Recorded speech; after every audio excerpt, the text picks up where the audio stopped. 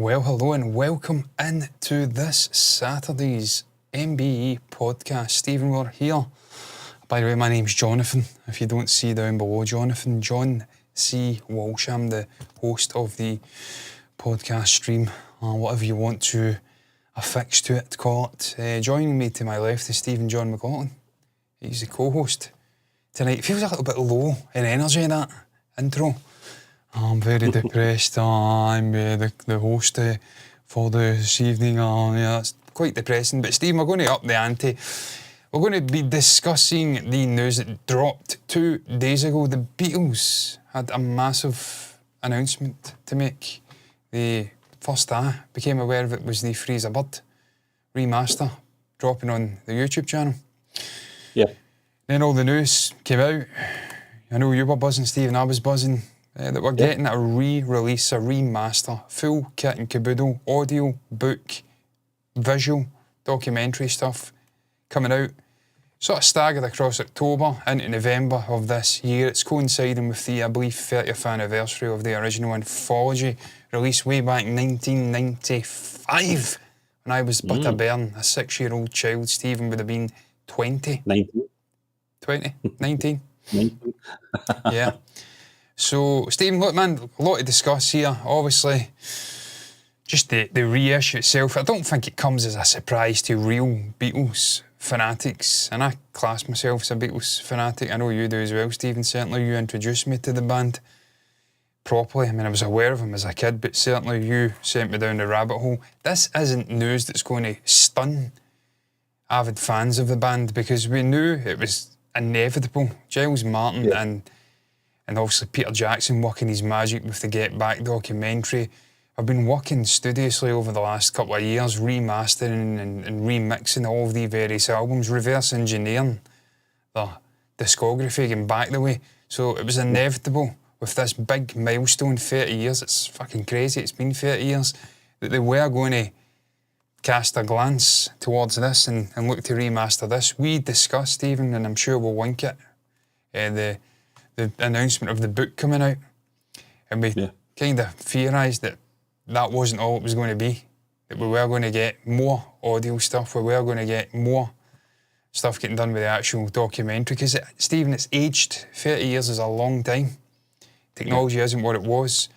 So, first of all, I'm going to pass it over to you. Were you shocked? What's your thoughts, Stephen, on this announcement? I certainly wasn't shocked about the release. I was just more shocked about the timing of Freeze a Bird. It seemed to catch me off guard. And we were kind of discussing those, Stephen, even then.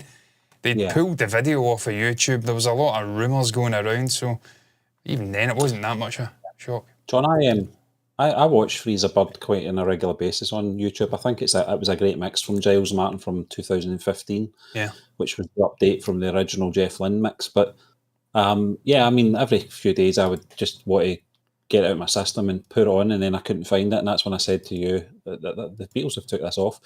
That was about 10 days ago. I know I'm not saying we were the first to obviously realise that. Millions of people across the planet would have realised this as well, but it was certainly a great talking point, and people were wondering the same thing, and we all knew where it was going. We all knew there was going to be an announcement.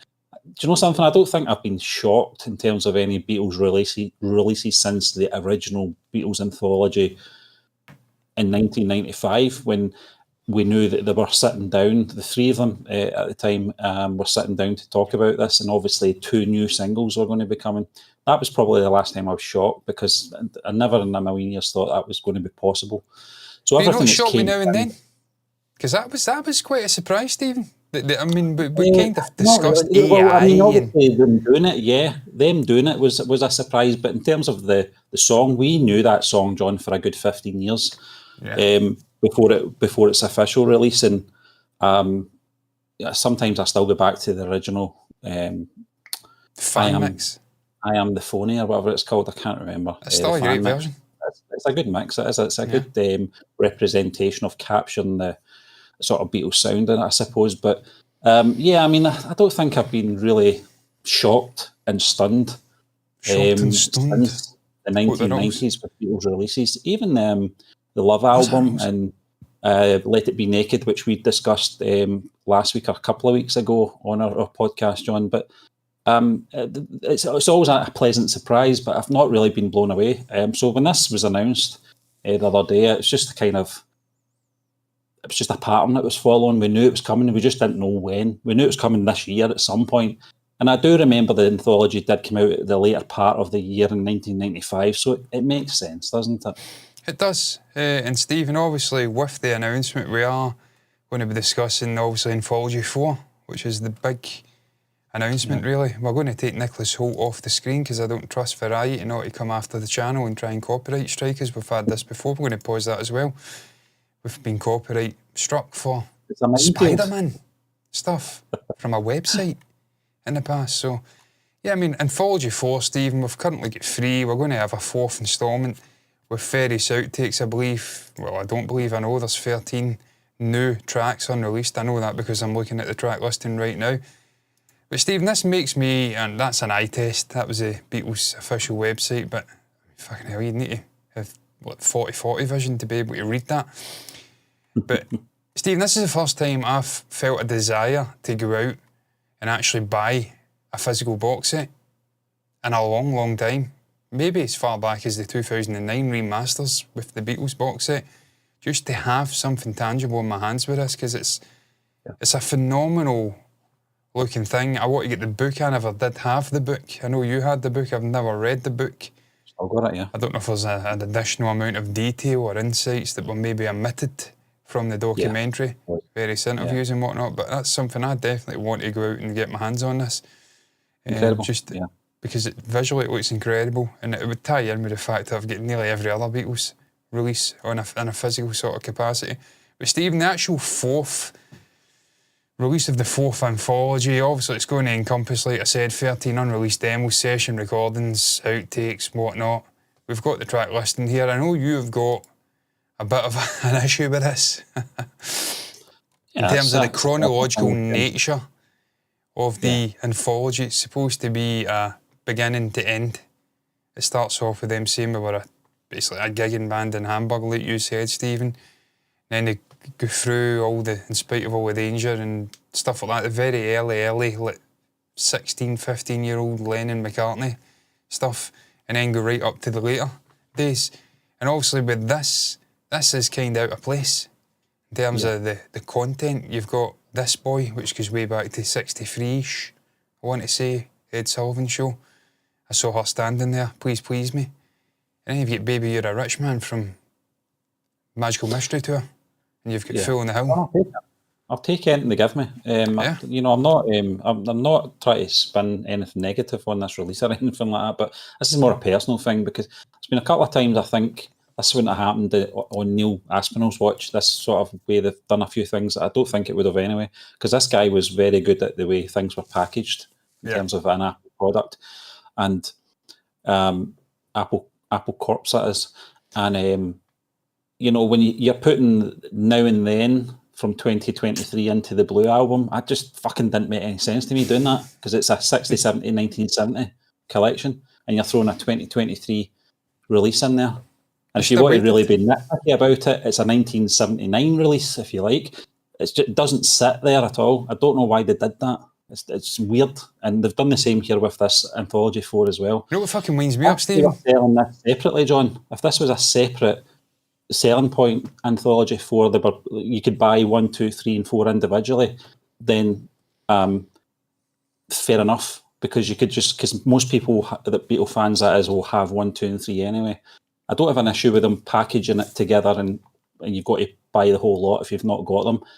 If they interspersed all these other outtakes within the first 3 CDs or 3 albums, if you like, chronologically, if you're going to package it together, then you might as well have done that and call it a special edition, rather than bookending a part 4 on, and it's not even, you just went through the sort of journey, if you like, right up to Let It Be and Abbey Road, and then you're jumping back into Rubber Soul stuff and Help and all that. It's just, nah, I don't like that. Yeah, they should have rejigged it. If you're being sort of pedantic, and that's a word I've used to good effect this week, my God, man, I wound up one of my customers this week. Something awful with that. They had a breakdown with me saying they were a bit pedantic. I loved that. Not be back there again. If you're being pedantic, I don't think they even understood what the word meant. Yeah, fucking brain deads. But neither here nor there. If you're being pedantic, then, Stephen, you could go back and... I don't think it is pedantic. I think in terms of the way, like you said, they structured the whole anthology, it would make sense to drop these sort of new releases in time-correct places, and then the overspill and the later sort of stuff you put into Anthology 4, and then it just becomes a more expanded version, but it just fits in, like you said, chronologically.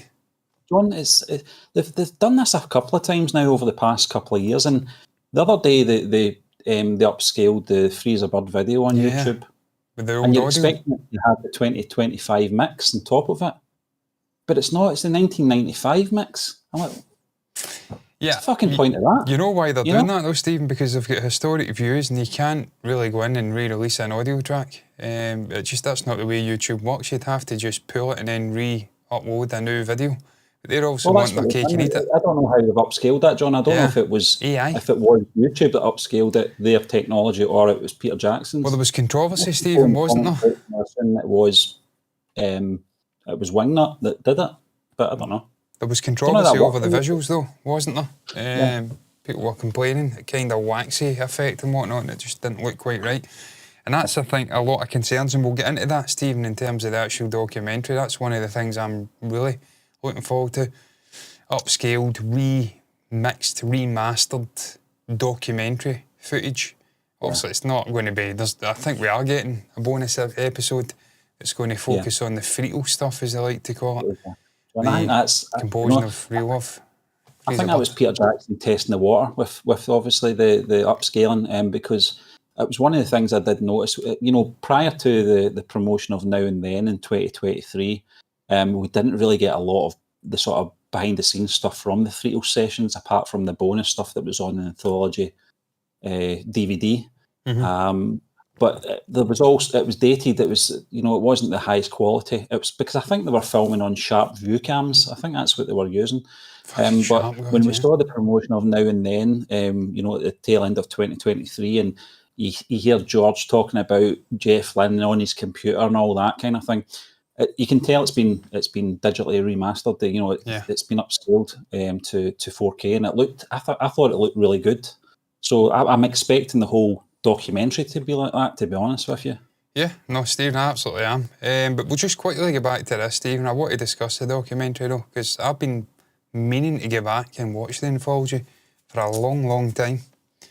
And now I've got my opportunity to do it. And there's been bitching, but we'll get into the bitching over the way you're getting forced to consume this Disney Plus. But we'll get into that. Stephen, what's your thoughts on the track listing here? The new stuff. I mean, it's difficult to discuss takes that we've not ever fucking heard.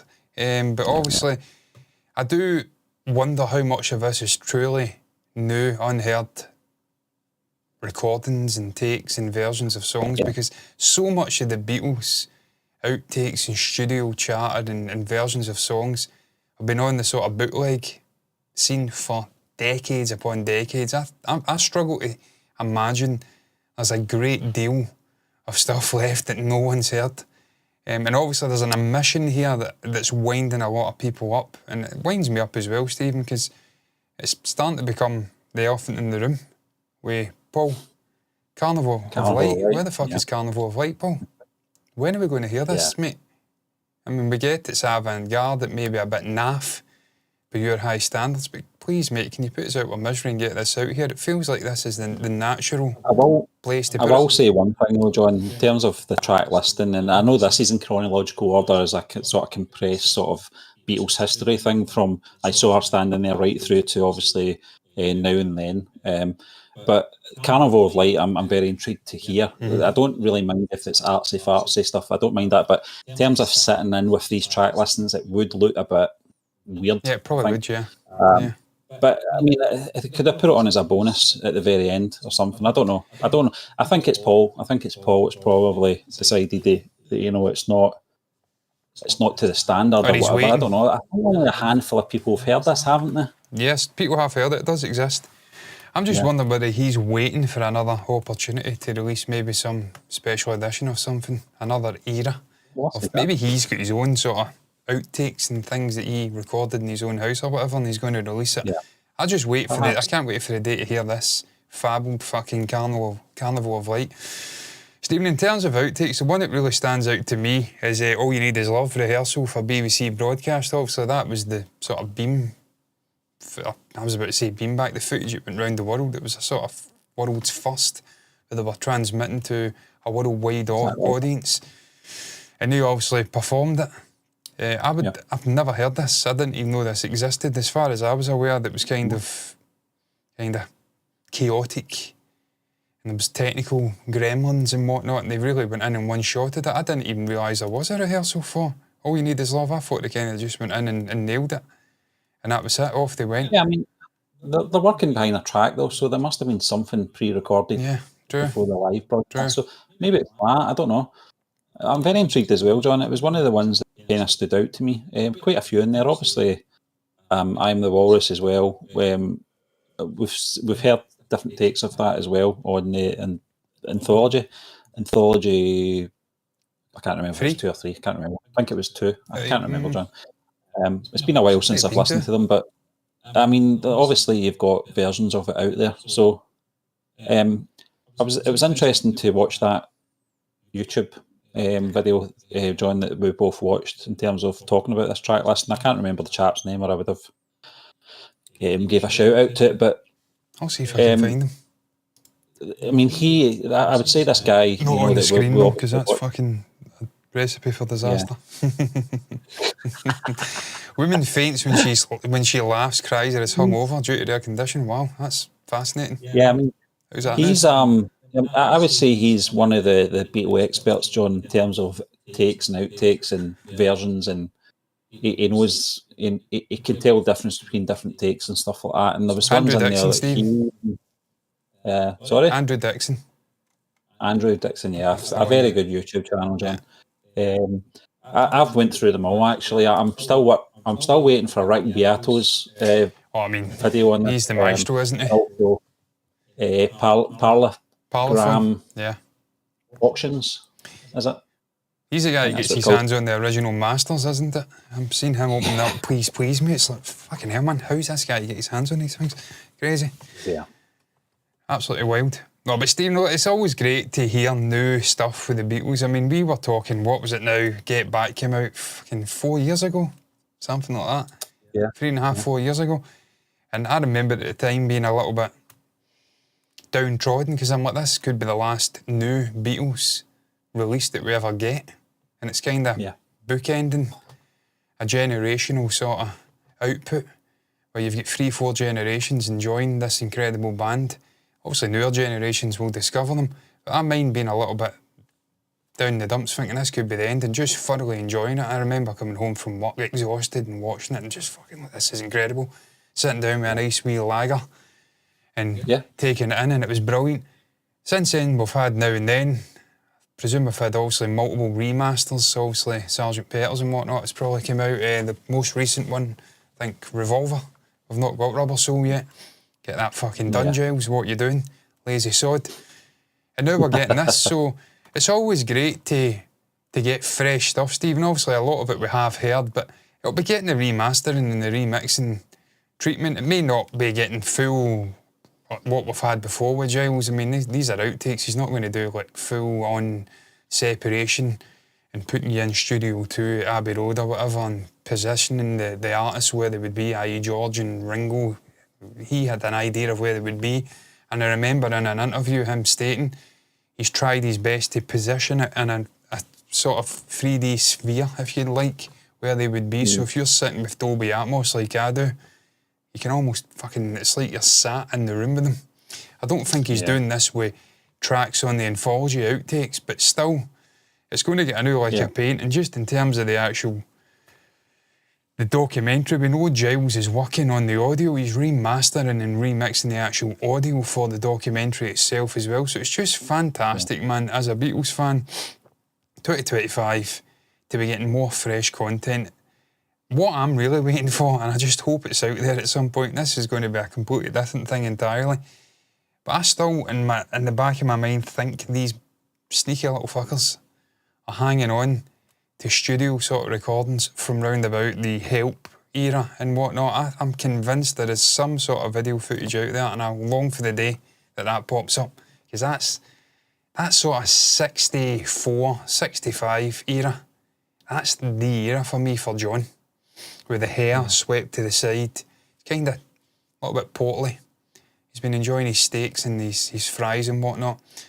Just cool as fuck, with a shea jacket on and the glasses, those sort of blue tinted glasses. Cool as hell. Yeah. That's what I long for, but it's great to get this. I mean, there is footage, John, of them in the studio, probably round about 63. Yeah. Which we've seen, the black and white footage where they're doing, they're doing the hand clap thing, like that, to each other. And there's a lot of things like that that I would like to see, and surely, that opportunity. I mean, why would you miss that opportunity to document that and film, I don't know. It's a strange one why they didn't. I get, they're in to do a recording. The big thing was the record, at the end of the day. It wasn't to do with film, it wasn't to do with visuals at that time for anyone, and perhaps maybe the actual film was too expensive. I don't know. But it would be great to see if there was something. But it's interesting, John, because just going back to the remastered stuff that you mentioned from Giles, and we've got a sample of that on YouTube. They released a stack load of stuff on Wednesday, Thursday, in terms of the existing stuff that's on Anthology 1, 2 and 3 audio. Yeah. And I listened to A Day in the Life, I listened to Come and Get It as well, and they just sounded amazing. Crisp. They sounded so clear. Yeah. Really good. And Stephen, look, that's what you want. You want them to just continue and sort of getting back and remixing this stuff. You don't want it to lose soul. We spoke about this not long ago with AI and how you can start losing the touch. I can't remember the context. It may have been the Let It Be Naked stuff, where John, you can sanitize stuff to the point where you're taking the imperfections out, and that's what makes something human. I don't know if you've watched it yet, Rick Beato's interview with Glyn Johns. Not seen it yet. Glyn Johns talked about that. He talks about records nowadays, and not the Beatles stuff, but just in general, just today's music is so clinical. There's no feeling to it, and he says you've got to remember, music's a feeling. It's that's what it is. That's what excites us about it. That's what turns us on with music. It's a feeling, and all those little imperfections and hearing those imperfections as well. It's slowly been sort of sanded away, sanded down. So. I mean, he touched on that as well, but most people, obviously, of a certain age, who consume music differently to the last maybe 10 years or so, 10, 15 years, when digital download became a bigger thing, I would say, when the likes of Spotify and Apple Music started becoming mainstream and the record shops were becoming less and less. How we consume our music is what he was getting at. It's a different landscape now to it was, maybe 30 years ago, and how we consume. People Stephen, don't really listen to albums anymore. I think the younger generations are starting to change that, though. I think the Zoomer and the Alpha generations are starting to turn their back on that sort of stuff, because I was talking to, obviously, my niece, your daughter, today at the football. Yeah. And she told me she's obviously going down a K-pop rabbit hole. Yeah. I forget the name of the band. The Stray Kids, and she's bought an album, physical album, books and all of that. So it's great to see younger generations keeping that alive. She'll listen to it in its entirety, John, and that's a good thing. Because there's been this concern that younger generations are being corrupted by TikTok and whatnot, and they're losing their attention span, and it's just quick 2-minute, 3-minute singles, and then they're off. So it's great to see there is still an appetite for longer form stuff going through albums, actually having it in your hands. I think it's easier for the likes of you and I, John, probably more myself. I don't want to pigeonhole you into my age group, but in terms of our listening habits, I was listening to Automatic for the People just the other day, and I listened to it from Drive all the way right through to the end, 12, I can't remember if it's 12 tracks or not.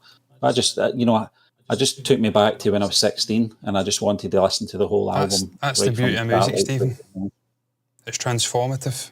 It does. It takes you back to places you were when you first heard it. When I hear Strawberry Fields, it's mental. I mean, also I was going down the rabbit hole, Stephen, roughly when I was about 17-ish. I was getting into the guitar, playing the guitar, got my casino and whatnot not long after it. I remember being at a Barcelona game, having it in my AirPods or whatever earbuds it would have been at the time, listening to that on a loop. Just that little guitar. Nothing is real. It takes me back to that. It was a knockout tie. We get beat 3-2. I remember it. Lionel Messi coming through. Xavi, Yaya Toure, Henry, bastard. Loved them. But they beat us. But that transports you back to that time. That transports me back, nearly half my lifetime ago. Just listening to music. But Stephen, I agree. I do it often. Certainly with the Beatles, I like to go down rabbit holes and just go through the whole album. It's easier to do in the earlier stuff than it is in the later stuff. But there's something special about just going on that journey with the band and what they were trying to convey at the time. And I often am envious of the older generation and the luxury they had of hearing this kind of stuff coming out for the first time, because obviously me, I've heard a whole multitude of music before I've discovered the Beatles properly and went down a rabbit hole. These people hadn't even heard of these things when they were coming out. I think of Sgt. Pepper's dropping for the first time ever. Yeah, I was 6. Yeah, sorry, the Beatles had already split up 6 years before I was born, so I'm exactly the same. I really only got a sample of that artificially through Freezer Bird, Real Love, and then, but I'm the same. I can only imagine what that would have been like when Ticket to Ride came out, I Feel Fine. She loves you. It'd have been incredible just to experience that. I mean, I just think, yeah, dun, dun, dun, yeah, and it's just, what with a love like that. You've never heard a song like that before in your life when it comes out. And Stephen, that's really what this, I think, is perfect for in terms of this re-release. It's rejuvenating 30-year-old sort of content and producing it and bringing it onto a platform that is just right for younger generations to maybe pick up on it who have never heard of the Beatles maybe. And in terms of the audio, I don't think the audio side of things is as big an issue in terms of remastering. I don't think it's going to put people off because it's not been remixed with the latest fucking fadder technology. I think most people know who the Beatles are, but there is a new generation perhaps coming up who don't. And this, and maybe the furore it will come from, the release and it appearing on Disney Plus, it may capture a whole new generation of people, Stephen, and we've kind of touched on that in this little rough guideline we're using, just the legacy of the Beatles and where this cements them. I'm going to obviously get back and discuss we've not even spoken about the documentary proper, but just the legacy of this band, Stephen. This band just continues to drift on and on and on. There's no other act quite like them. Zeppelin are there and the Stones are there. And they're massive institutions in terms of music and rock music. But the Beatles, there's just something special about the Beatles and what they accomplished. They get in and they get out in their peak. Can really count in your one hand the amount of bad songs they had in their whole time. Yeah. And they're just generational. Yeah. And this could cement it. Yeah, I mean, in terms of obviously that level of quality is the most important thing. It's not the amount they put out or how many singles they sold. I don't measure music by the amount of pounds they make on a single or anything like that. That's a popularity contest as far as I'm concerned. It's really about the quality of the production in terms of the writing, how it's obviously put together, and just the whole package in terms of that. But yeah, I mean, it's I think it's just, as you said, they were around for a very short period in time when you think about it. Commercially 8 years, but they left you wanting more. So anything that comes out in terms of remastering, it's going to obviously strike a chord with Beatles fans, and this is no different. And I think it just in terms of the timing of this as well, it's just perfect, because you think about it, when the original 1995 Anthology series came out, the documentary and the audio stuff, it'd been 30 years since probably Help in 1965, and now we're looking 30 years on now in 2025 from the Beatles Anthology project. So it's been a journey, and I was like you, I thought after Get Back, I don't think we were going to get much more other than remasters, that Giles Martin had been working on, obviously working in reverse engineering it. So it was nice to get Now and Then when it came out. I know we'll probably talk about that and where it sits in the Anthology as well, John. But just in terms of the the want and the sort of desire from the fan base, it's never really went away. It's never went away, certainly in my time, and obviously before my time as well. Just the need for constant new material, whether that be in book form or audio or in film.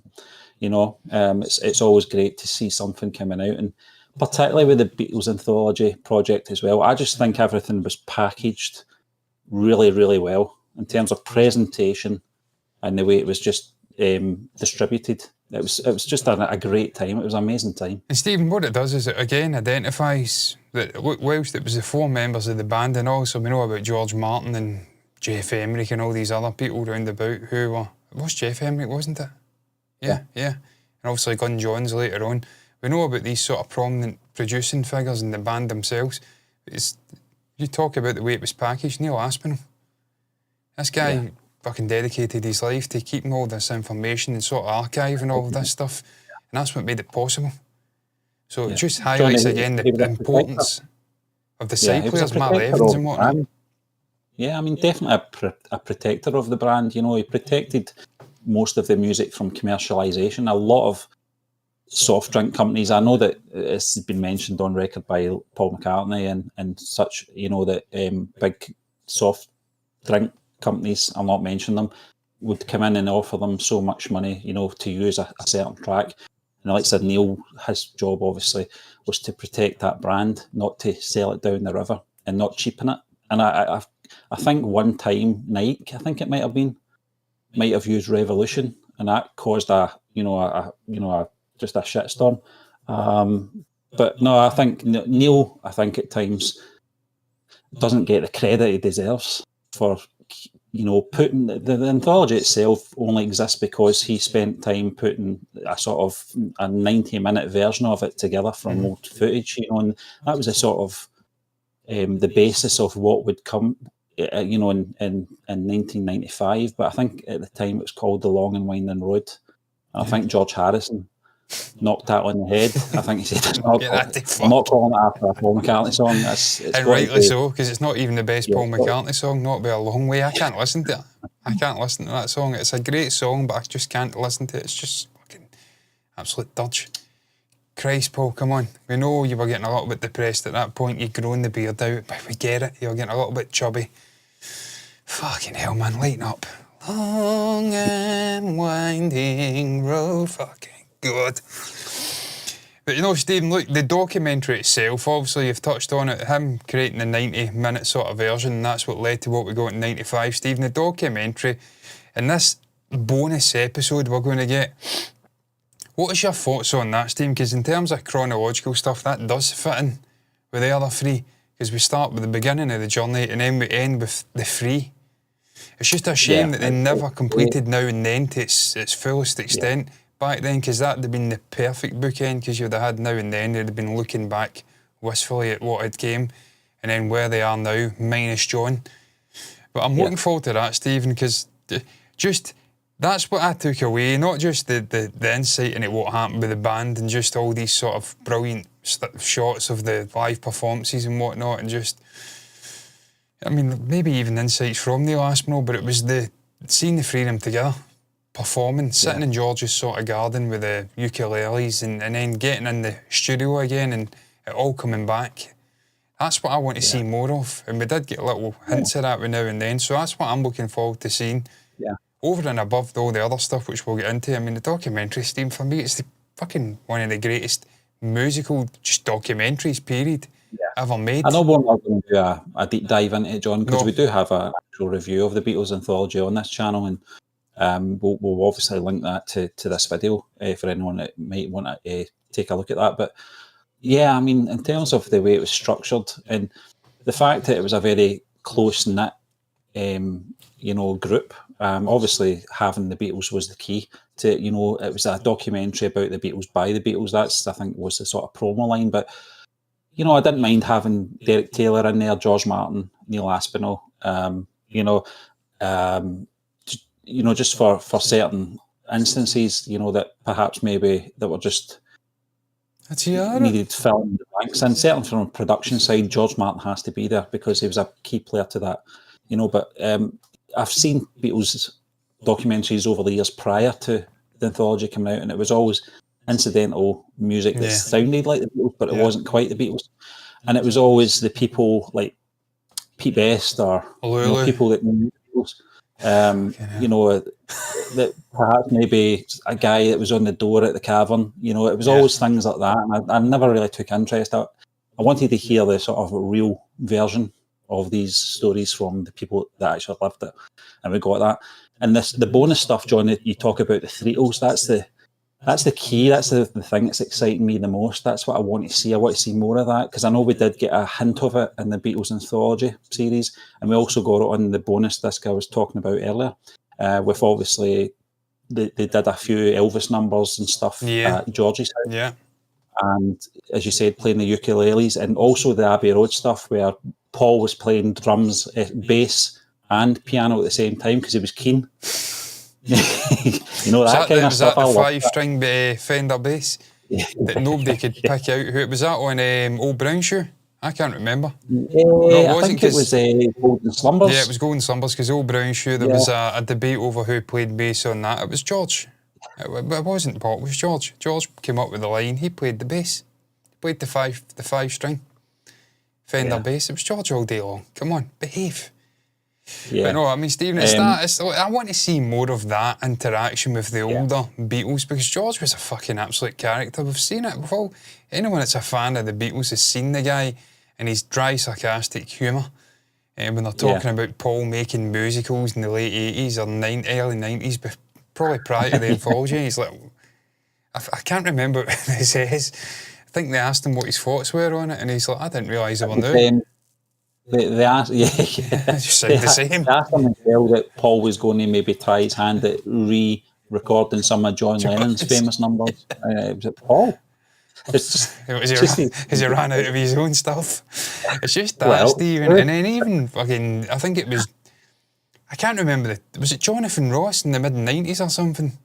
Yeah. And he just walks into a random pub in London, and there's George Harrison, and he's just sitting having a Guinness or whatever. Yeah. What was he having? Yeah, I think it was I don't know if it's port or something, I can't remember, sherry. I want to spend more time with that era of the Beatles where they had matured and they changed, because obviously they were young and fresh-faced and in their 20s. I want to see more of that.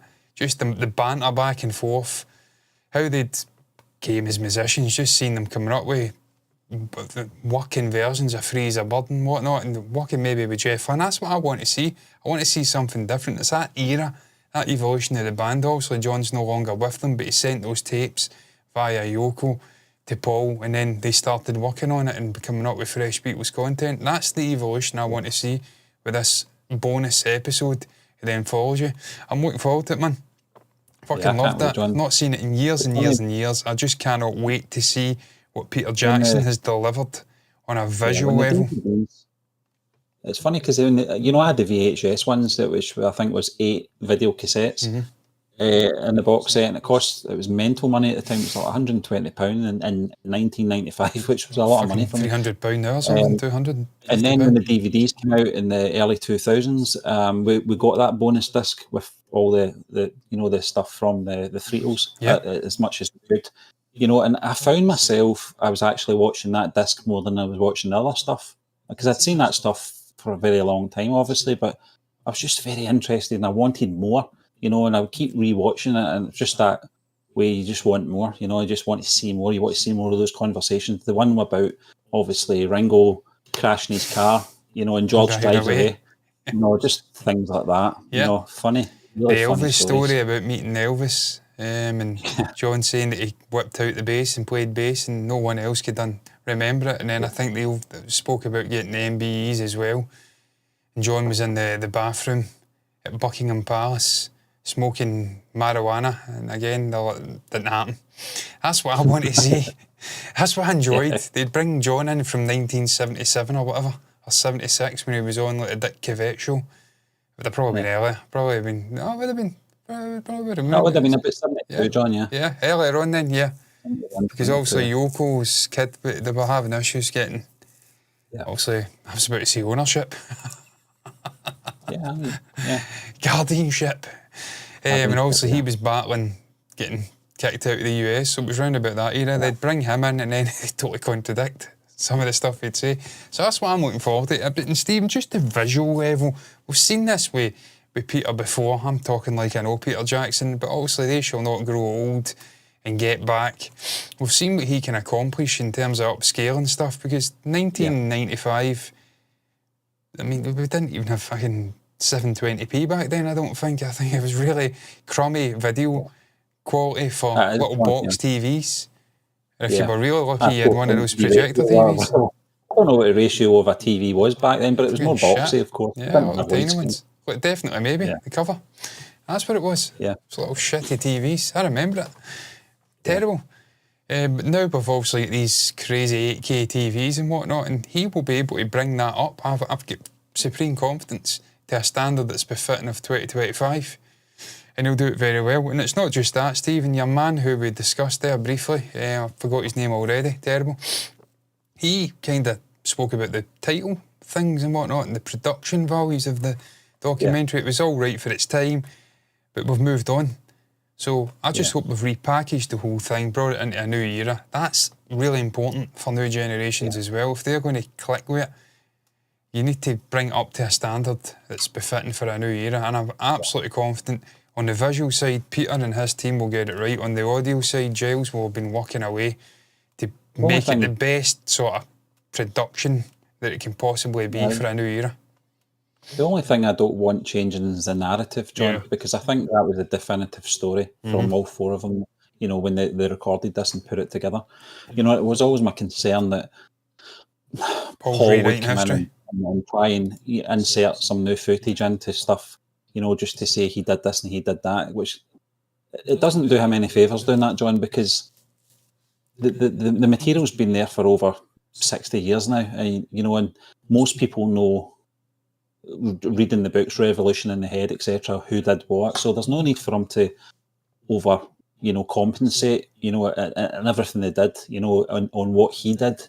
George was very good at not doing that. You know, we saw that in an interview, I think, when he said, I wasn't getting dragged into that. Who did what? You know, I did this and that. I wasn't going to get dragged into that sort of nonsense, you know, and it's something I always respected. And John, on the other hand, did it a couple of times in the 70s, which annoyed me. I always think, you know, in terms of the Beatles, it's a collective collaboration thing. You know, there will be someone who has ownership over the majority of a song, but you can't disregard the other components of the song as well, because it's just as important. It's what makes them so special. No, I mean, Stephen, he's renowned for doing it, Paul, in his later years, rewriting history. But to be fair to him, I'm absolutely certain there was times where they'd be working in the studio and maybe John's come up with the majority of the lyrics and even just the way it's structured, but he'll pop in some little melodic bit of genius because we know the guy's a melodic fucking... You need that, John. Maestro. That's what the sound is. Yeah, I mean, and that's that would what make Beatles maybe the song what it ultimately became. So I understand there'll be times where he's wanting to say, look, I did do this. But it does come across as him just trying to rewrite history and make himself the lord and master of the Beatles, and we know that's bollocks. Ultimately, you can't fool what's the word? What's the phrase? You can't kid a kidder. Paul, and we know, mate, the Beatles fanatics know the score, son. There's a reason I was number one in the sort of quiz thing in Britain. In Scotland. As a Beatles as a Beatles quizmaster, I know the score, Paul. Don't fucking try and pull a wool over my eyes, son. I know who played bass in Old Brown Shoe. And I know what he played bass on, and Stephen, you were touching on it, some bassists. Stephen, getting into Freezer Bird, the release of Freezer Bird, I did get back. I've listened to it about fucking 20 times since it came out. I think that was all on the first day. I did get back like you and listen to the 95 version. And I've not even listened. I don't think I've listened to, obviously I have listened to it, the 2015 Giles Martin remaster. Yeah. But the 95 one, what stands out right away is obviously Jeff Lynne's had to work absolute miracles in covering up that sort of, the imperfections of John's tracks that he obviously sent over, the piano, and I think there was a fucking metronome in there as well, and just the nature of his vocals. Yeah, I mean... But the bass, Stephen, and the drums were really prominent, and the sort of the instrumental stuff was really loud to cover up, And that's the one thing that jumps out. But sorry, I'll let you in. Yeah.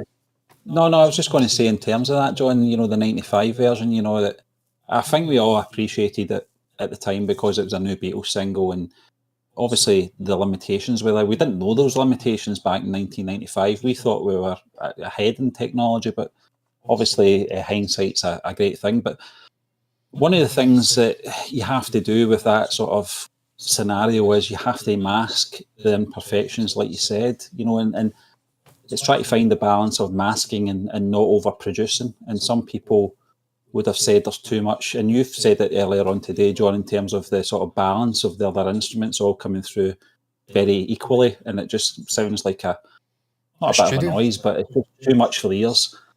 The equivalent to that, John, is my Photoshop skills, which are rubbish. When I do a Photoshop thumbnail for this channel back in the day, I would over-mask my imperfections with layer upon layer, try to cover up my mistakes. And that's only equivalent. That's the only thing I can really compare it to. I just didn't have the capabilities to be able to. That was due to my skills, not technology, by the way. But have to stress what you do. You would try and hide those imperfections, just to get some sort of. But it just looked terrible in the end, so. I'm not saying Jeff Lynne definitely. Really good at the time. Jeff Lynne definitely done a fucking great job. He wasn't there was no imperfections on Jeff Lynne's part. The guy worked miracles, man, getting that out. But Giles Martin, what he's done with this release, and also now and then, it's just incredible, man. When you hear Lennon's vocals coming through, it's just, I time-stamped, I think it was like 2 minutes 14 or something in. And it's, I'm trying to think of the bit. It's, and then the little backing vocal comes in. The whole complexion of the song has changed because Macca's backing vocals aren't there to thicken up Lennon's vocal. It's just, all just sits nicely now and in place. It feels like a band that's been in a studio, recorded it. It just sounds right. It's all balanced perfectly. Nothing's overpowering. Don't get me wrong. Mac had done a brilliant job with the bass. Bass playing's fucking god tier. Yeah. But now it just sits nicely. And that's something I've noticed even in the 2009 remasters. Things were really jumping out, like the bass and stuff was really popping out. And then when Giles went back and redone it and balanced it all, I almost felt like I was losing hearing at one point. I'm like, fucking I have to go and check my hearing. But my hearing's fine. It's just that's the way it's meant to sound. It's balanced. So I thought he'd done a brilliant job with Freeze a Bird. It just sounds perfectly. A lot of people don't like the fact that Lennon's vocals have lost that sort of ghostly element. They liked that. It was almost like he was singing from the grave, I think people were saying. But when I said that, I think perhaps maybe in our review, or maybe it was when we were talking about the book earlier this year, and I think it's more an acceptance thing, just to sort of accept that there's bad quality in there and you're just having to sort of make peace with it. And in terms of obviously the 95 mix, it was the best that they could do, but it was obviously jarring when you hear George and Paul harmonise, and then it kind of moves back into John singing. It's obvious they're not in the same room and it's not from the same time, So it's just unfortunate, but I'm glad they've done that, John. I didn't have any reservations before the release came out on Wednesday. I knew that it was in good hands with Peter Jackson and Giles Martin, and having heard Free as a Bird, the actual performance by John Lennon just on his piano, I knew that I knew they could do it because there's many versions on YouTube from just amateur producers, if you like, who have dabbled in obviously Pro Tools, etc., and managed to clean up the vocals just using that. So you get people like Giles Martin and Peter Jackson coming in, and I knew it was going to be a good mix, and actually it was better than I thought. So I'm like you. I think maybe about 20 times that day I listened to it, listening to all everything about it, just from start to finish, just really concentrating it, listening to it on my laptop and then putting the headphones on. Yeah, that's the key. Because when I first heard it was on my phone, and then I came home and listened to it with my headphones and whatnot. And it's just tremendous, Stephen. I'm much like you, Stephen. I wasn't having Giles 10, 15 years ago. I thought he was a fucking charlatan. I'm like, this guy's just, try to riding on the coattails. Yeah, riding on the coattails of his father, talking like he was there. But now I've completely 360'd. I think the guy's absolutely brilliant, and what he's doing, he's almost, I don't know, he's expanded out in his father's legacy and what he did with the band by renewing it and rejuvenating it for a new generation of people. So I tip my hat to the guy. He's done a tremendous job. He just has to get Rubber Soul out, because that's one of my favourites. I need to hear Michelle remastered. A Day in the I think Life. he's been on record saying that his actual job isn't remastering Beatles albums, but he does it. He does it obviously when he's asked to and when he can. But he's sort of co-producing with his father. Goes back to the John Lennon Anthology. I think they both worked on Grow Old with Me for the John Lennon Anthology, and then obviously I think his centerpiece, his sort of platform was the Love album. I think that was when we first saw. I think this guy may have talent here, because it was a very one of my favourites, man. The Get Back on Love is one of the best mixes I've heard. Oh, it's just so crisp, Stephen. Again, it's one of my great regrets that I think it was limited to Las Vegas or something. Yeah, it didn't come out of there and tour. I understand it was a purpose-built venue and they had to have seats with whatnot to give you that 3D effect. But imagine getting in and seeing that, a theatrical performance with the music. It would have been fucking incredible. One of the best moments of your life, getting to witness that and just be at one with the Beatles music. But Stephen, I remember you buying the album and listening to it. That's fucking unbelievable. Incredible. Yeah. So he's done a great job again. I think there's been something done with a Harrison line. I don't know the full details of that. I think they've taken out a sort of alternate take. Yeah. John, I can clear that one up. Whatever happened to the life on the 95 version, it was whatever happened to the life that we once knew. It was replicating Paul's line. Yeah. The 2015 mix then changed it from Live to Love. Aye. And it's the video. This is another thing that's bothering me. They went back to the 95 mix where he's singing the life that we once knew. Yeah. But the one that's on the 2025 mix, which came out, which is just the audio at the moment, has got the love that we once knew. So it's kind of splitted back door. That's better. Yeah, I think it is as well. I think it's kind of it's different to McCartney's line. The original sort of the first verse. So. And just everything about it. I think George's guitars, John, it's probably something that we'll talk about with the Real Love. Real Love, Stephen, I mean, that's the other one, isn't it? Real Love is the one I'm really looking forward to. I just hope they release that in the charts. I don't know if they're doing it with Freezer Bird. Real Love, I think, is I fucking absolutely nailed on certainty to get number one. For me, that is I love all of them that get released, but Real Love, to me, is the one that sounds like an authentic Beatles song. The other ones sound like a Lennon song the Beatles have collaborated on. That sounds like a Beatles song, the way it's structured, the way they all bounce off each other. And the guitar work from George is just unbelievable, man. I got all arpeggiated stuff, the slide guitar. It's just the vibe of it is tremendous. I'm really looking forward to hearing that. Because you think Lennon's vocals on that and they're not great, the clarity. John, so I'm buzzing to hear I don't know if you went back and listened to the 96 mix of Real Love, but it almost sounds like a chipmunk. Yeah. Because they sped it up. Yeah. Yeah. Yeah. They kind of fixed that in the 2015 mix. Giles slowed the voice down and changed the pitch, I think. But I think it's such a great song. And the harmonies, John, from Paul and George, they're just the sort of cherry on top, aren't they? Steve, that was always what I loved. I think George is an unsung hero. His harmonies and the Beatles sort of discography are fucking incredible. I mean, I think he does get credit, but he doesn't get enough credit. He got to some crazy high notes. I think it screwed. It was almost like Liam Gallagher. It screwed his voice for his soul career. Yeah. You listen to... What is that? There's a video on YouTube that does a breakdown of both Freezer Bird and Real Love. The tracks, and you can hear the sort of backing tracks as well of the harmonies, and incredible, just incredible. The guitar work and the organ and the whatever, just everything about that song was fantastic. Even back in the mid-90s, out when it was just Freezer Bird and Real Love that were out, I always preferred Real Love for some reason. I love Freezer Bird, but there's something about Real Love, as you said, just feels more Beatley.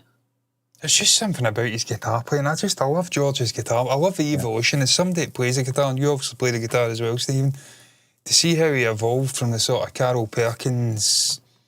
I think he had a. Did he have a Chet Atkins? I don't know. Style Gretsch. I can't remember. I don't think he did. I may be wrong there. But the sort of clunky, sort of country style into this sort of fluid, incredible slide, boosty kind of guitar tone. There's just no one plays the guitar like George Harrison. You're a man from Black Sabbath. When Ozzy Osbourne passed away a month back, I went down a rabbit hole with Sabbath. And he nailed my views on guitar playing and guitarists. He's not into all this shredding shite where they're highly technical and they shred the guitar and it's just fucking... It's the equivalent of a Michael Bay blockbuster film. It's all filler and no soul. Give me a Keith Richards. Yeah, exactly. Give me a Keith Richards or a George Harrison any day. You hear them playing and you immediately identify that's George Harrison. And that's basically what Tony Iommi says. I like a guitarist who I can listen to and I know right away that's who they are. And that's what George was like. There's a handful on that I can identify. Obviously, George Harrison, Eric Clapton. Yep. Hendrix. Keith Richards, Pete Townsend, and probably Dave Gilmour as well. Yeah. From Pink Floyd. So, I mean, it's part of their DNA, isn't it? Yeah. You know, when you hear a certain song, you go, that's George Harrison. You know, you can tell it's George.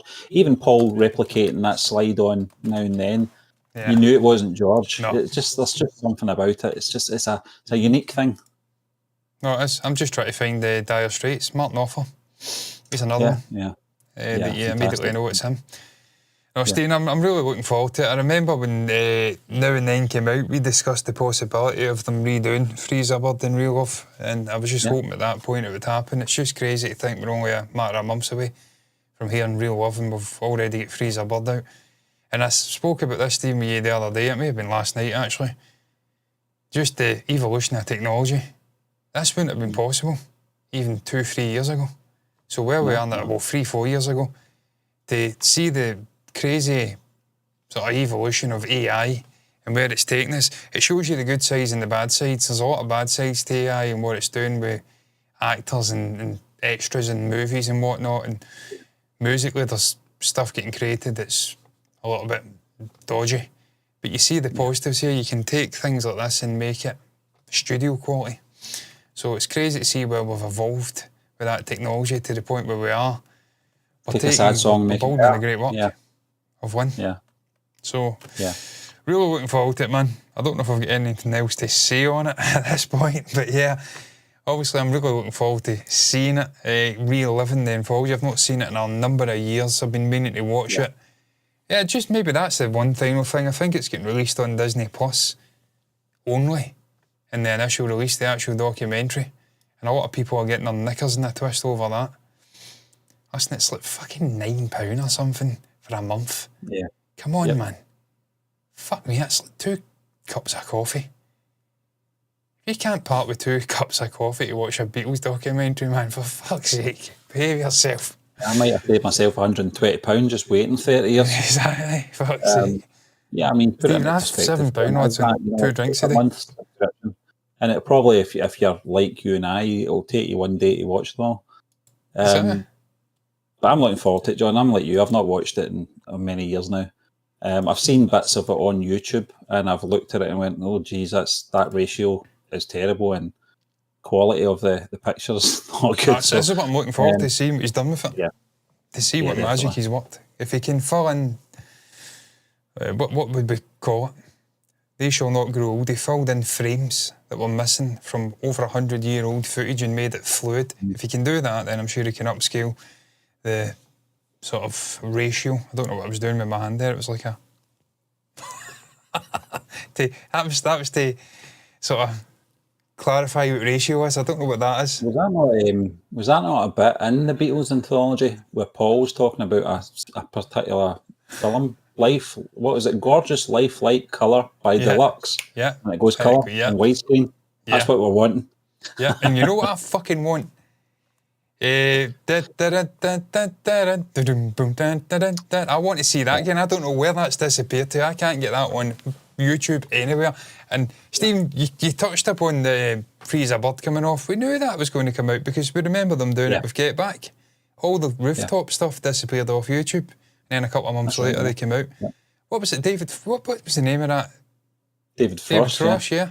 Well, I need to see that again. That's the things I want to see, man. I want to see them doing high quality releases of that.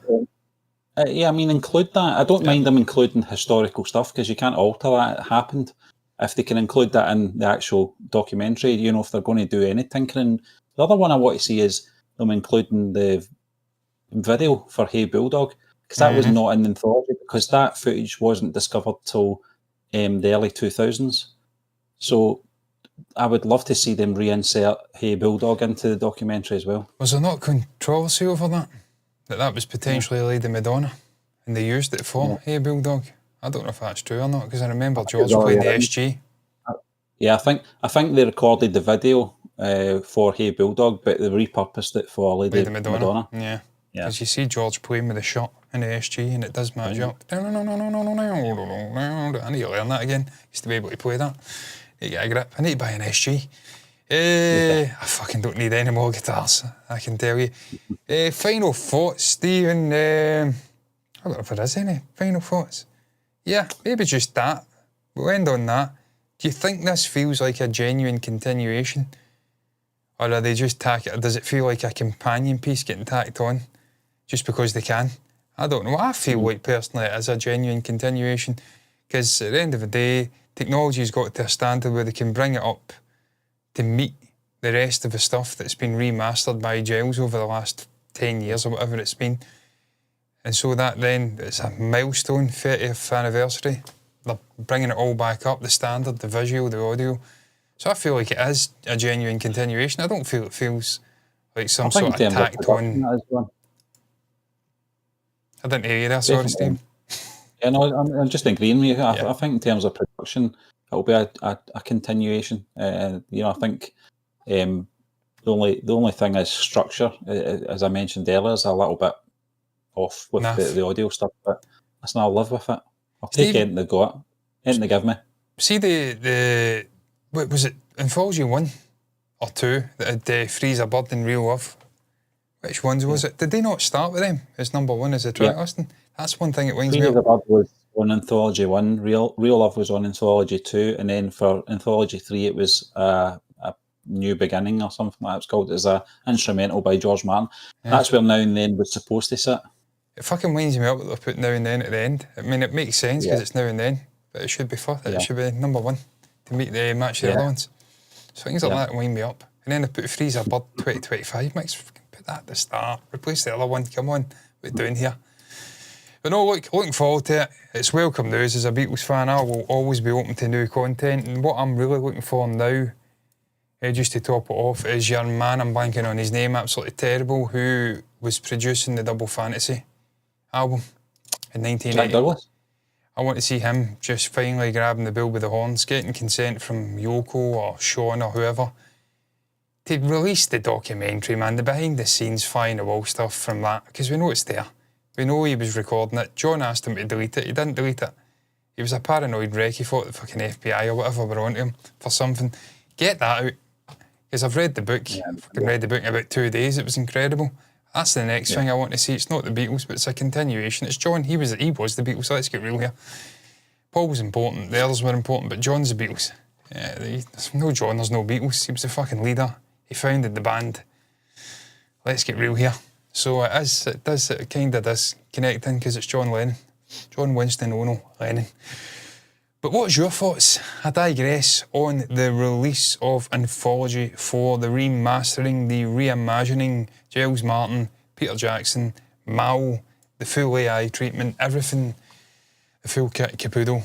What's your thoughts on it? You're looking forward to it. 13 new tracks, remastering of the Beatles releases from the mid-90s. Share your thoughts down below about the Anthology, thoughts on the original, when did you first see it, thoughts on this, is it a companion piece, is it a continuation, anything you want to share, pop it down below in the comments section. Like the video if you've enjoyed it, subscribe to the channel and hit the bell icon on YouTube to see more content like this in the future. Same thing over on Twitch, but it's the follow button and notifications button over there. It says live on that platform as well. All that's left to be said though is thank you for watching us, and until the next time, bye bye.